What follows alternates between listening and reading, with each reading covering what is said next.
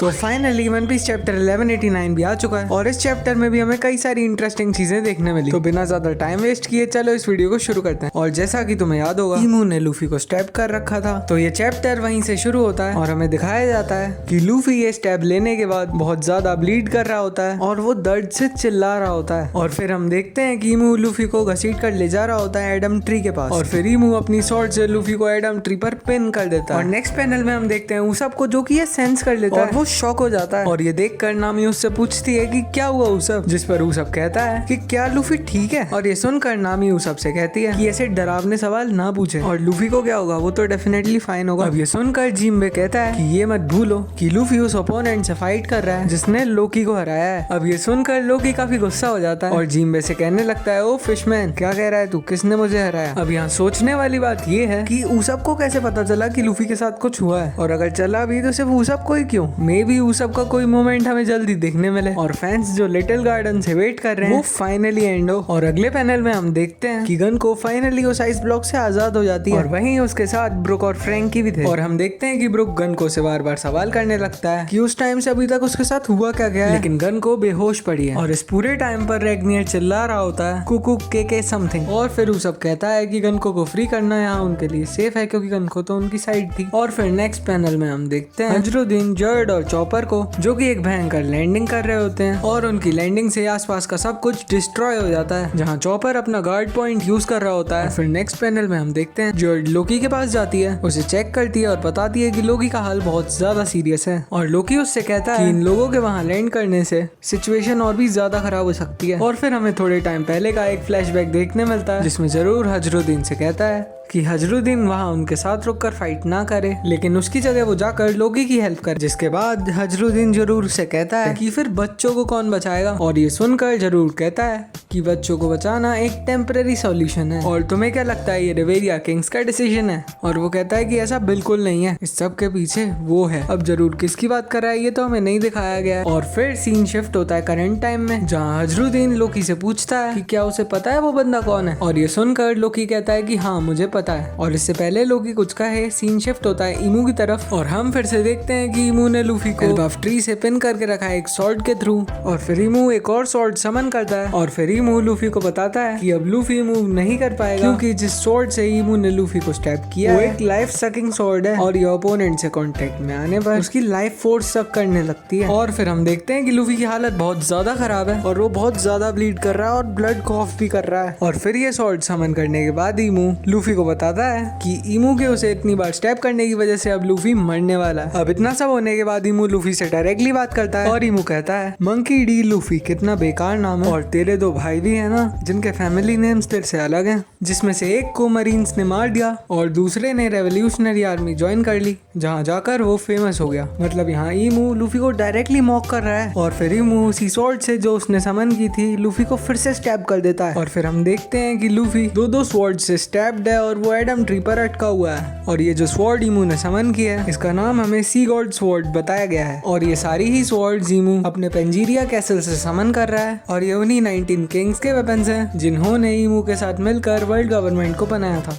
और फिर ईमू एस, साबू और लूफी के बारे में ये कहता है कि ये तीनों ही सेम ट्रेड्स शेयर करते हैं और ये तीनों ही बहुत रेकलेस हैं। और फिर हम देखते हैं लूफी ये अटैक लेने के बाद बहुत ही जोर से चिल्लाता है और उसके मुंह से ब्लीडिंग होने लगती है। और आगे सीन शिफ्ट होता है लोकी की तरफ, जो कि सबको बताता है कि हाँ ये वही बंदा है जिसके बारे में मुझे रेड हेड ने बताया था। और फिर हमारे सामने शेंक्स का एक फ्लैशबैक आता है और ये फ्लैशबैक उस टाइम का है जब किंग हेरल्ड मर चुका था और लोकी वो लेजेंडरी डेविल फ्रूट खाने के बाद बताता है कि इस फ्रूट से जो पावर्स उसने गेन करी हैं उससे वो अपने फादर किंग हेरल्ड का बदला लेगा। पर शेंक्स लोकी को रोकता है और उसे बताता है कि वो समझता है कि लोकी कितना ज्यादा फ्रस्ट्रेटेड और गुस्सा है, पर लोकी को थोड़ा शांत होना पड़ेगा। पर लोकी उसकी बात को सुनता नहीं है और उससे पूछता है कि क्या शेंक्स चाहता है कि लोकी उसके बाप का बदला नहीं ले। पर शेंक्स लोकी को बताता है कि वो भी उतना ही ज्यादा गुस्सा है जितना लोकी है और वो भी लोकी की तरह बदला लेना चाहता है क्योंकि किंग हेरल्ड उसका फ्रेंड था। और आगे शेंक्स लोकी से थोड़ा ढंग से सोचने के लिए कहता है क्योंकि वर्ल्ड गवर्नमेंट एल्बाफ को टेक ओवर करना चाहती है और फिर शैंक्स लोकी को बताता है कि एल्बाफ को टेक ओवर करना तो वर्ल्ड गवर्नमेंट का अल्टीमेट गोल है भी नहीं, लेकिन वर्ल्ड गवर्नमेंट का अल्टीमेट गोल है वॉर जीतना। और वर्ल्ड गवर्नमेंट एल्बाफ को टेक ओवर इसलिए करना चाहती है क्योंकि वो फ्यूचर की एक वॉर के लिए प्रिपेयर कर रहे हैं। और ये सब सुनकर लोकी पूछने लगता है कि वॉर के साथ उसका क्या कनेक्शन है। और लोकी कहता है कि उसके फादर किंग हेरल्ड कई सारे इनोसेंट सोल्जर्स की डेथ का ग्रीफ भी अपने दिल में लेके मरे। और फिर लोकी कहता है कि उसे सिर्फ एक ही चीज चाहिए जो कि है बदला। और ये सुनकर शैंक्स लोकी से पूछता है कि ठीक है तुझे बदला लेना है, पर तू बदला लेगा किससे, तेरा एनिमी है कौन। और ये सुनकर लोकी चिल्ला कर बताता है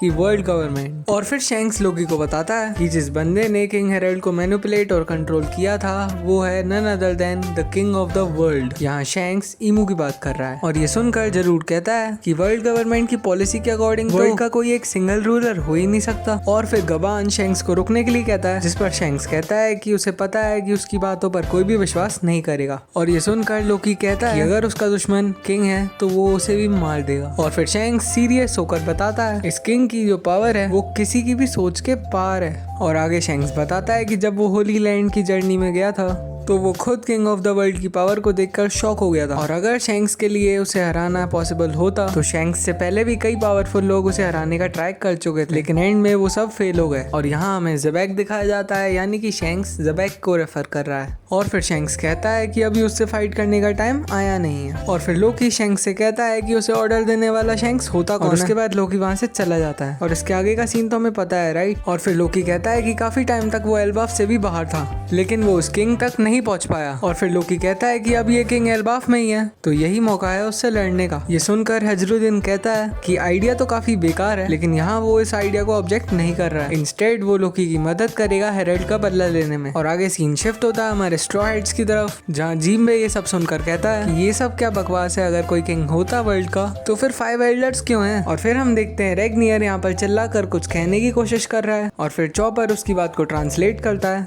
और यहाँ रेगनियर ये कहने की कोशिश कर रहा है कि गनको जो है वो बहुत ही डेंजरस है। और यहाँ ब्रुक उसे अपोज करता हुआ कहता है कि हाँ वो मानता है कि गनको काफी डेंजरस है, लेकिन वो श्योर है कि उसे कोई कंट्रोल कर रहा है। और फिर ब्रुक कहता है कि जो गनको है वो उसकी डॉटर की तरह है। और ये सुनकर रेगनियर रुक जाता है। इसी बीच में रॉबिन आती है और चॉपर को बताती है कि उसे लाइब्रेरी में चॉपर की जरूरत है। और फिर सीन शिफ्ट होता है ईमू की तरफ, जो कि एक और वेपन समन करता है और इस बार ये एक एक्स होती है। और इस एक्स को हाथ में लेकर ईमू कहता है कि लूफी का नसीब बहुत ज्यादा खराब है, क्योंकि ये जो एक्स है ये इसके अपोनेंट को सिर्फ स्टैब नहीं करती, डायरेक्ट अपोनेंट के टुकड़े टुकड़े कर देती है। और इसका नाम है किटेन नो उनो शिनटियन एक्स। और फिर सीन शिफ्ट होता है जोरो वर्सेस सोमर्स की बैटल में। और यहाँ जोरो फुल फॉर्म में है और वो यूज कर रहा होता है king of hell sword of serpent. और फिर हम देखते हैं कि सोमर्स के हाथ में भी ईमू ने एक वेपन दे दिया है जिसका नाम है ग्राम। और इस स्वॉर्ड से सोमर्स जोरो के अटैक को ब्लॉक कर देता है। और फिर हमें इस ग्राम स्वॉर्ड के नेम का मीनिंग पता चलता है, जो कि है स्वॉर्ड ऑफ एंगर। और फिर हमें ईमू का चेम्बर दिखाया जाता है जहाँ ढेर सारे स्वॉर्ड्स हैं। और फिर हमें बताया जाता है कि आज से 800 साल पहले जो वर्ल्ड गवर्नमेंट के फाउंडिंग 19 किंग्स थे, उन्होंने अपने वेपन्स को एम्प्टी थ्रोन के आसपास गाड़ दिया और वहाँ उन्होंने इक्वालिटी की ओथ ली और उनके वेपन से सबके विटनेस हैं। लेकिन ईमू इस एम्प्टी थ्रोन पर कैसे बैठा अभी तक हमें ये नहीं पता चला है। और यहाँ इसी फाइट के बैकग्राउंड में सोमर्स बताता है कि स्वॉर्ड ऑफ केओस है तोहो, स्वॉर्ड ऑफ नथिंगनेस है फूहू और स्वॉर्ड ऑफ हेवनली पनिशमेंट है नेमेसिस और लॉन्गिनेस एक डिमोनिक स्फीयर है। अब सोमर्स यहाँ जिन स्वॉर्ड्स के बारे में बता रहा है ये वही अलग अलग स्वॉर्ड्स हैं जो ईमू यूज करता है और समन करता है। अब और भी कई सारी स्वॉर्ड्स का मेंशन है जो कि ऑफिशियल ट्रांसलेशन आने के बाद ही पता चलेगा। और फिर हम देखते हैं कि जोरो और सोमर्स की फाइट में सोमर्स डोमिनेट कर रहा है, जिसकी वजह से जोरो साइड में गिर जाता है। और फिर सोमर्स जोरो को बताता है कि ईमू ने अपने ओमेन की हेल्प से इन वेपन्स को फिर से रिवाइव किया और इन्हें होली नाइट्स को दे दिया। और फिर सोमर्स अपनी स्वॉर्ड ड्रॉ करता है और वो जोरो से कहता है कि इसे ध्यान से देखो रोरोनोआ, ये वही स्वॉर्ड है जिसने वर्ल्ड को कॉन्कर कर लिया था और ये वही स्वॉर्ड है जो शेफर्ड फैमिली के पास थी। ये है स्वॉर्ड ऑफ एंगर ग्रैम। और फिर सीन शिफ्ट होता है सांजी और किलिंगम की फाइट में, जहां हम देखते हैं कि किलिंगम के पास एक और स्फीयर है जो कि उसे ईमू ने दिया है और इस स्फीयर का नाम है लॉन्गिनेस। और ये जो स्फीयर है ये रिमोशेप फैमिली ने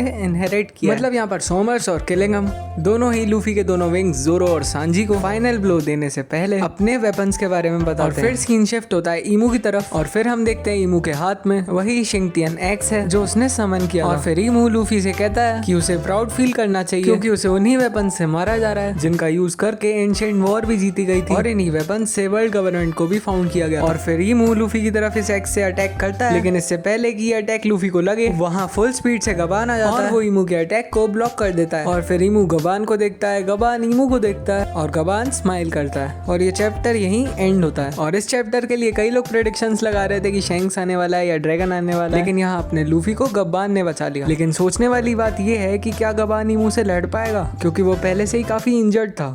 अब आगे क्या होने वाला है इस पर तुम्हारे क्या थॉट्स हैं मुझे कमेंट्स में बताओ। वीडियो अच्छी लगी हो तो वीडियो को लाइक कर देना और ऐसे ही मांगा एक्सप्लेनेशंस और थ्योरी वीडियोस के लिए मेरे चैनल को सब्सक्राइब कर लो।